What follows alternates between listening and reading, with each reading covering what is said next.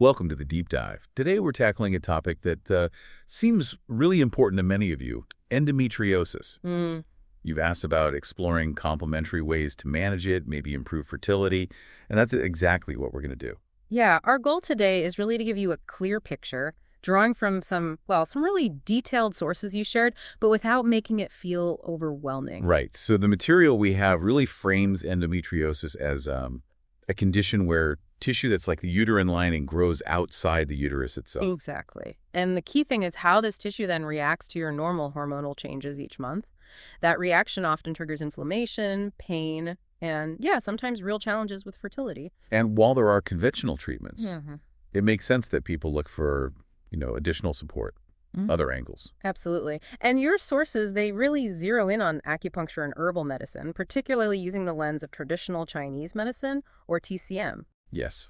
As potential partners, let's say, in managing things. So we'll explore how these might help with inflammation, maybe ease symptoms, and even support fertility. And we'll also look at the work of someone mentioned prominently in the materials, Mike Berkeley, an acupuncturist in New York City who seems to be a real pioneer in this. Sounds good. Okay, let's get into it.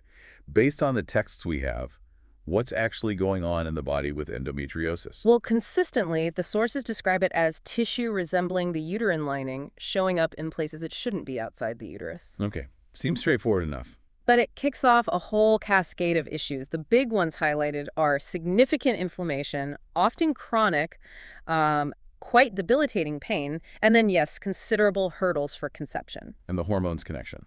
Right. The sources really underscore how your natural hormone cycles play a huge role in sort of fueling the condition and its symptoms.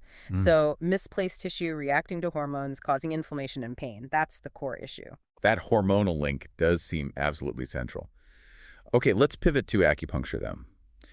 How do our sources say this ancient practice might help with endo-infertility? Well, the core idea behind acupuncture, as the texts explain it, is stimulating the body's vital energy flow to restore balance. That's balancing the system. Exactly. And looking at endometriosis through that TCM framework, acupuncture often targets what's called stagnation. Think of it like a traffic jam for blood and energy, especially in the pelvic area. Okay, blockages. Precisely. And that stagnation is seen as being really closely linked to the inflammation and pain that are such hallmarks of endometriosis.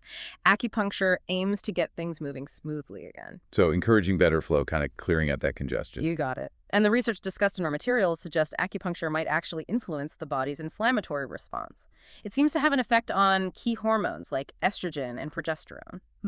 Interesting. Plus, by improving blood circulation to the pelvic region, it can help ease that inflammatory environment, the kind of environment that makes it tougher for an embryo to implant and for pregnancy to stick. Better blood flow means, well, it sounds like healthier tissue, less inflammation, almost intuitive. It does feel that way, doesn't it? And the sources get pretty specific about how it might do this. Oh, yeah. What do they say? They detail how acupuncture seems to lower the levels of these things called pro-inflammatory cytokines. Think of them as like little messenger molecules telling your body more inflammation. Okay, turn those down. Right. And at the same time, it appears to enhance the body's own anti-inflammatory pathway. So it's a kind of dual action. Boosting the body's own calming mechanism. Exactly. Which is significant not just for potentially easing that chronic pelvic pain, but also for creating a more receptive uterine environment for a possible pregnancy. Okay, that makes sense. And what about for people going through fertility treatments, like IVF? Do the sources mention a role for acupuncture there? Yes, they do. The research highlighted suggests it might positively impact clinical pregnancy rates for women using assisted methods like IVF. How so? Well, it's thought to be partly because it can optimize what's called endometrial receptivity, basically making the uterine lining as welcoming as possible for an embryo. Making it sticky, so to speak. Kind of, yeah. And another factor mentioned is stress reduction. Acupuncture can help lower stress, and we know high stress isn't great for inflammation or fertility outcomes. So it's about creating the best possible conditions. Okay, that gives us a really good handle on the acupuncture side. Now let's shift gears slightly to herbal medicine. How does that fit into the picture, according to our sources? Herbal medicine is presented as working very closely with acupuncture. While acupuncture might offer more immediate effects, like on blood flow, the herbs are seen as addressing deeper systemic imbalances. So more foundational work. Yes. The herbal formulas are typically customized for the individual based on TCM principles. For endo, a key TCM concept is blood stasis, which relates to that tissue buildup and inflammation we talked about. Right, the stagnation idea again. Exactly. And the herbal remedies aim specifically to help break up that stasis. It's a more internal, maybe longer-term strategy to address those root causes. So working from the inside out, tackling the underlying issues. Precisely. The herbal blends described are designed to work synergistically, improving circulation, reducing pelvic congestion, supporting hormonal balance, all really crucial for minimizing inflammation and supporting fertility. And there's evidence mentioned. Yes, the clinical evidence cited points towards potential reductions in endo-related pain and also improved pregnancy outcomes. It's about rebalancing the system. And it sounds like it's not just symptom management. Our materials suggest it might go deeper. That's a really key point.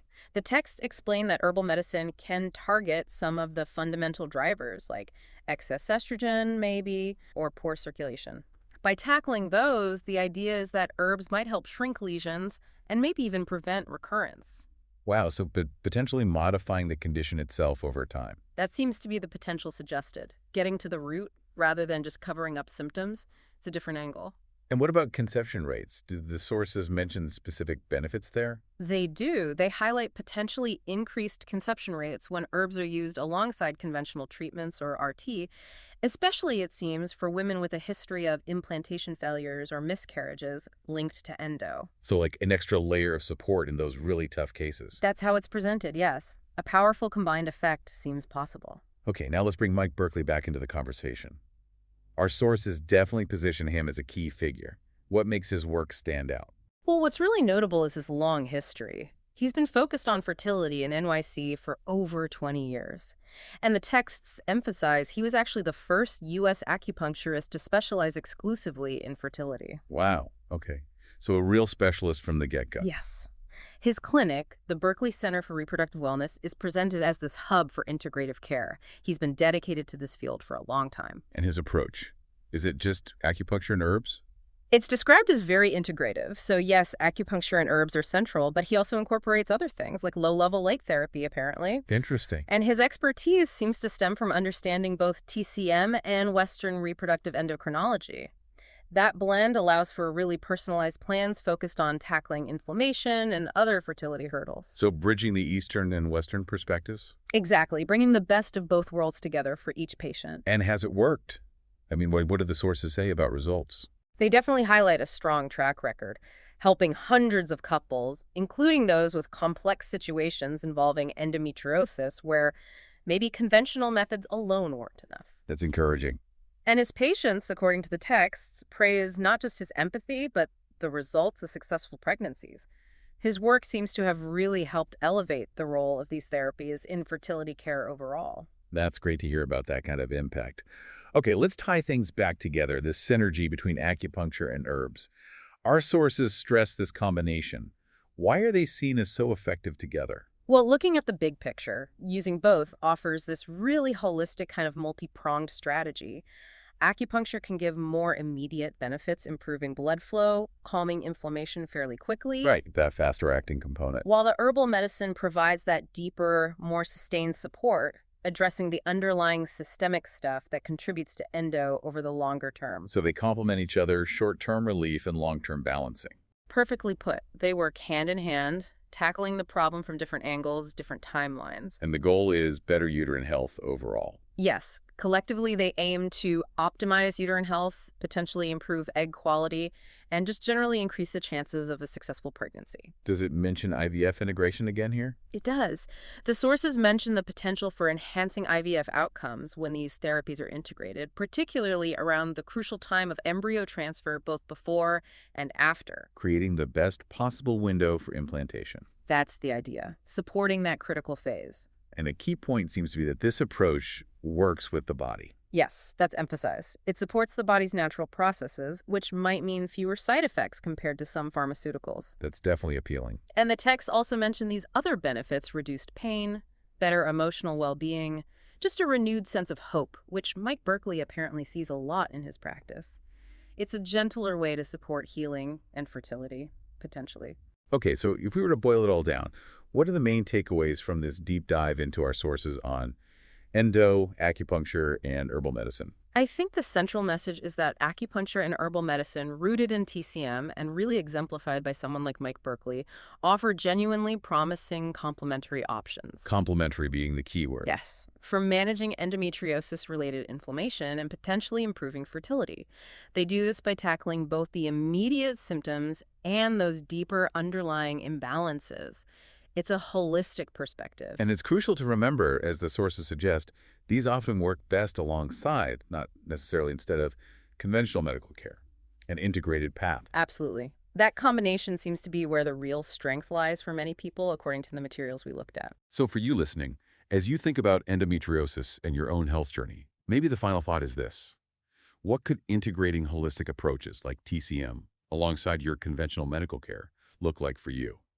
Perhaps digging a bit deeper into TCM principles or learning more about acupuncture or herbal medicine specifically could offer some valuable new perspectives or support on your path to well-being and reproductive health.